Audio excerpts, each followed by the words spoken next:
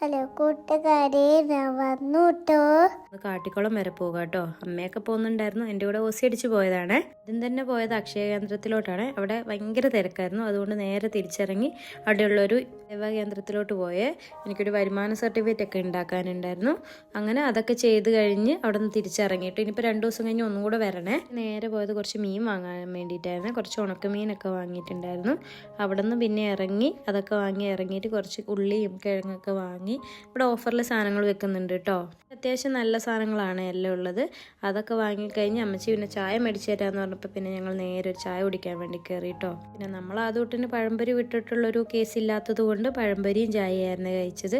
ചായ കുടിച്ച് ഞങ്ങൾ നേരെ വന്നത് ബസ് സ്റ്റാൻഡിലോട്ടാണ്. വിജനമായി കിടക്കുമായിരുന്നു കേട്ടോ ബസ് സ്റ്റാൻഡൊക്കെ. ബസ് വെയിറ്റ് ചെയ്തിരിക്കുമ്പോൾ ഉണ്ട് മാമൻ ഓട്ടോയും കൊണ്ട് വരുന്നു. അങ്ങനെ മാമനോട് അമ്മച്ചി കുറച്ച് നേരം വർത്താനമൊക്കെ പറഞ്ഞ് കുറച്ച് നേരം വെയിറ്റ് ചെയ്തു കേട്ടോ ബസ്. പക്ഷേ ബസ് വരുന്ന ലക്ഷണങ്ങളൊന്നും കണ്ടില്ല. ഞങ്ങൾ പിന്നെ നേരെ വേറൊരു ഓട്ടോ വിളിച്ച് തിരിച്ച് നേരെ വീട്ടിലോട്ട് വന്നു കേട്ടോ. അപ്പോൾ ഇന്നത്തെ വീഡിയോ ഇത്രയേ ഉള്ളൂ. അടുത്ത വീഡിയോ ആയിട്ട് വരും. Tata bye bye, take care.